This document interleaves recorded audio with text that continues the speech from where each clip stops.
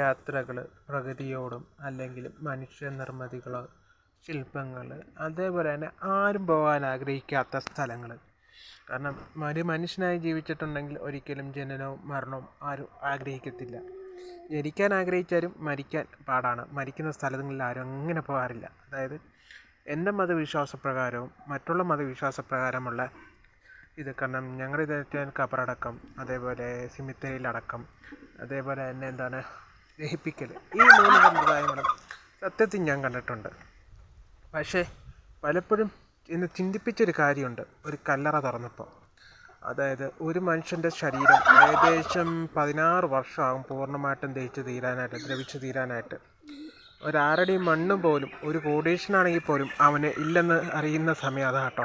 അന്ന് ഞാൻ മനസ്സിലാക്കിയത്, കൊറോണ കഴിഞ്ഞ സമയത്ത് ഒരു സെമിത്തേരിയിൽ ഞാൻ ഇറങ്ങി അടുത്ത ഒരാളെ അടക്കാനായിട്ടാണ്. അപ്പോൾ അതിൻ്റെ അടിയിൽ വേറെ 3-4 പെട്ടികൾ, ഒരിടത്ത് പലതിലും തലയോട്ടിയും അസ്ഥിക്കൂടങ്ങളും അവർ പതിപ്പിച്ച പട്ടെല്ലാം ഉണ്ട്. അതേപോലെ തന്നെ ഒത്തിരി പണം ഉണ്ടാക്കിയിട്ട് ചികിത്സിക്കാൻ വേണ്ടി പണം ഉണ്ടാക്കിയിട്ട് ആ കോടികൾ സമ്പാദിച്ചിട്ടും പോലും ക്യാൻസർ വന്നതും പോലും അറിയാതെ മരിച്ചു പോയവരുണ്ട്. അതേപോലെ സാമ്പത്തികം ഉണ്ടായിട്ട് അത് ഒരു ഇഞ്ചക്ഷന് 1.5-2 ലക്ഷം രൂപ ഇഞ്ചക്ഷൻ എടുക്കാൻ വേണ്ടി ഹോസ്പിറ്റലിൽ അഡ്മിറ്റ് ചെയ്തവരെ ഞാൻ കണ്ടിട്ടുണ്ട്. പക്ഷെ ഇതൊക്കെ പറയാൻ കാരണം എന്ന് വെച്ച് കഴിഞ്ഞാൽ അന്യ സംസ്ഥാനത്ത് നിന്ന് ജീവിക്കാൻ വന്ന തൊഴിലാളികളുണ്ട് കൺസ്ട്രക്ഷനിൽ. അപ്പം അങ്ങനെ ഒരു തൊഴിലാളിയുടെ കയ്യിൽ നിന്ന് കോൺട്രാക്ടർ ഒരു 1100-1200 മേടിച്ചിട്ട് ആ കൺസ്ട്രക്ഷൻ തൊഴിലാളിക്ക് കൊടുക്കുന്ന എത്രയാണെന്നറിയാമോ? 600 രൂപ, 150 രൂപ. അവത്തിൽ നിന്ന് വീട് വാടക അത് ഇതെന്ന് പറഞ്ഞ് 100-150 രൂപ പിടിക്കും.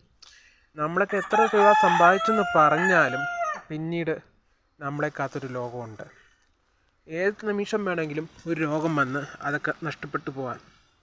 ഞാൻ ഒരു രാഷ്ട്രീയത്തിൻ്റെ കീഴിലല്ലെങ്കിൽ ചിലക്ക് പഴയ കമ്മ്യൂണിസ്റ്റ് ആദർശങ്ങളുണ്ട്. അതായത് പക്ഷികൾ വിതക്കുന്നില്ല കൊയ്യുന്നില്ല എന്നതുപോലെ തന്നെ പക്ഷികൾ വിതക്കുന്നുമുണ്ട് കൊയ്യുന്നുമുണ്ട്. അന്നന്നൊക്കെയുള്ളത് സമ്പാദിക്കുക, ആ തിയറിയാണ്. എനിക്ക് കൂടുതൽ സമ്പാദിക്കണമെന്നൊന്നുമില്ല. അത് ബംഗാളിക്ക് ഞാൻ പറഞ്ഞു തന്നാൽ ബംഗാളിക്ക് 3 പിള്ളേരുണ്ട്. 8 പഠിക്കുന്നൊരു പെങ്കൊച്ച്, 5 പഠിക്കുന്നൊരു പെങ്കൊച്ച്, 2 പഠിക്കുന്ന ചെക്കൻ കൊച്ച്. അപ്പം അവരെയും ഭാര്യനെയും പോറ്റാൻ വേണ്ടിയല്ല അവർ വന്ന് അന്യ സംസ്ഥാനത്തു നിന്ന് വന്ന് കഷ്ടപ്പെടുന്നത്. അപ്പം അവരേന്നൊക്കെ ഇങ്ങനെ പൈസ പകുതി ശമ്പളം, ഒരു ഫുൾ ശമ്പളം മേടിച്ചിട്ട് പകുതി ശമ്പളം പോലും കൊടുക്കാതെ ഓരോരുത്തരിങ്ങനെ പറ്റിക്കുമ്പം നമ്മുടെ ലോകം എത്രത്തോളം മോശമാണെന്ന് ചിന്തിച്ച് നോക്കിക്കേ. എത്ര സമ്പാദിക്കുന്നു എന്നതല്ല, സമ്പാദിച്ചത് മൊത്തം ഒരു മനുഷ്യനും ഭൂമി വിട്ട് കൊണ്ടുപോകാറുമില്ല. അതായത് നീ മരിക്കുമ്പം 6 അടി മണ്ണ് നിനക്ക് സ്വന്തം എന്ന് ആരെങ്കിലും പറഞ്ഞിട്ടുണ്ടെങ്കിൽ തീർച്ചയായിട്ടും 6 അടി മണ്ണും പോലും നിനക്ക് സ്വന്തമായിട്ടില്ല കേട്ടോ എന്നൊരു ചിന്ത വേണം. പണ്ടത്തെ കാലങ്ങളിൽ വീടുകൾ കുറവായിരുന്നു, ഒത്തിരി സ്ഥലങ്ങളുണ്ടായിരുന്നു. ഉള്ളവന് ഏക്കർ കണക്കിനും ഇല്ലാത്തവന് ഒന്നുമില്ലാത്ത അവസ്ഥ. അന്നും ഇന്നും ഒരു മനുഷ്യൻ അവന് വയറ് നിറച്ച് ഭക്ഷണം കൊടുത്താൽ ഭക്ഷണം മാത്രമേ വേണ്ടെന്ന് പറയത്തുള്ളൂ, ബാക്കി എത്ര കൊടുത്താലും വേണമെന്ന് പറയും. അങ്ങനെ ലോകം കേട്ടോ നമ്മുടേത്. ആ ലോകത്തും ചില മനുഷ്യർ ചിലരോട് കാണിക്കുന്ന ക്രൂരതകൾ കാണുമ്പോൾ സത്യം പറഞ്ഞാൽ സഹിക്കാൻ പറ്റുന്നതിലപ്പുറമാണ്. നമ്മൾ പ്രതികരിക്കാൻ പോയി കഴിഞ്ഞാൽ പലപ്പോഴും മൗനമായിരിക്കും നല്ലതെന്ന് പറയും.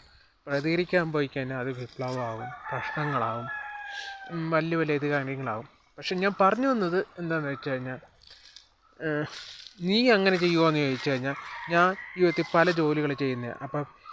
ഇപ്പം ഞാനൊരു കോൺട്രാക്ട് ബേസിൽ പണി പിടിച്ചു അതോടെ മനസ്സിലാക്കി നമുക്കിത് പറ്റുന്ന പ്രസ്ഥാനമല്ല. ചെറിയ വർക്കുകളും പിടിക്കും. കൂട്ടത്തിലൊരാളുണ്ടെങ്കിൽ ഇപ്പം ആ വീട്ടുകാർ നമ്മൾ ശമ്പളം ഒരിക്കലും പറഞ്ഞു മേടിക്കുന്ന ആളല്ല. ആ വീട്ടുകാർ 2000-3000 തന്നു കഴിഞ്ഞാൽ പകുതി കൂട്ടത്തിലുള്ള പാർട്ട്ണറും കൊടുക്കും. അവൻ എന്ത് ചെയ്തില്ല എന്നല്ല, കുറേ നേരം നമ്മുടെ ഒപ്പം നിന്നതല്ല, ആ ഒരു ബേസിക്കിലാണ് ഞാൻ ചെയ്യുന്നത്. അതേപോലെ ഏത് ജോലിക്കും. പക്ഷേ നമ്മുടെ തിയറി അങ്ങനത്തെ ആയതുകൊണ്ട് വേറൊരാൾ ഇങ്ങനെ ചിലരെ പറ്റിക്കുന്നത് കാണുമ്പം ശരിക്കും മനുഷ്യന് വിഷമം തോന്നാറുണ്ട്. ഇവനൊക്കെ സമ്പാദിച്ച് കൂട്ടുന്നത് അവനും സുഖമായിട്ടിരിക്കും, പക്ഷെ അവൻ്റെ തലമുറകൾ കർമ്മ എന്നൊരു സംഭവം ഉണ്ടല്ലോ, ആ കർമ്മ മൂലം അനുഭവിക്കും. അത് പലപ്പോഴും നമ്മളൊന്നും ചിന്തിക്കാറില്ല. നമ്മുടെ പൂർവ്വികർ ചെയ്ത പാപത്തിൻ്റെ ഫലങ്ങളാണ് നമ്മൾ അനുഭവിച്ചുകൊണ്ടിരിക്കുന്നത്. അത് നമ്മളായിട്ട് ചെയ്ത കർമ്മങ്ങളല്ല. കാരണം നമ്മൾ നമ്മളായിട്ട് ജീവിക്കാൻ നോക്കുക, സഹജീവി അനുഭവം നോക്കുക. അതുമല്ല ഞാൻ എൻ്റെ യാത്രയിൽ, എൻ്റെ ജോലിയിൽ ഞാൻ ഒത്തിരി പേരെ കാണാറുണ്ട്. അപ്പോൾ ഗവൺമെൻറ് ജോലി, ഒരു വീട്ടിൽ 6 പേര്, 2 പെണ്ണും ഒരാണും, 6 പേർക്കും ഗവൺമെൻറ് ജോലി, പൂത്ത പൈസ.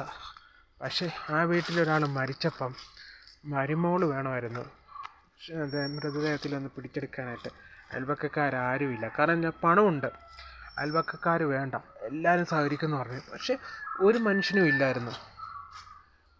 പണ്ടൊക്കെ ആണെങ്കിൽ ഒരാൾ മരിക്കുമ്പം എന്നാ കരച്ചിലായിരുന്നെന്നറിയാം. പക്ഷെ ഇന്നത്തെ കാലത്ത് അതൊന്നുമില്ല. കാലങ്ങൾ മാറുന്നതനുസരിച്ച് മനുഷ്യൻ്റെ ചിന്താഗതികൾ മാറുന്നു. ചിന്താഗതികൾ മാറുന്നതനുസരിച്ച് ആൾക്കാരുടെ ക്യാരക്ടർ മാറുന്നു. വേറെ യുവായ്പ്, എല്ലാവരും പണം, അധികാരം, പദവി എന്നതിൻ്റെയൊക്കെ പുറകെ ഇങ്ങനെ പൊയ്ക്കൊണ്ടിരിക്കുക. ജീവിതത്തിൽ നമ്മളെപ്പോഴും സാജീവി അനുഭവം ഇതൊക്കെ നോക്കിക്കഴിഞ്ഞാൽ, അതായത് നമ്മൾ ചെയ്യുന്ന കർമ്മ ഒരിക്കൽ നമ്മളെ തേടി തിരിച്ചടിക്കും എന്നുള്ളൊരു ചിന്താഗതി ലൈഫിൽ എപ്പോഴും ഉള്ളതായിരിക്കും, എപ്പോഴും നല്ലത്.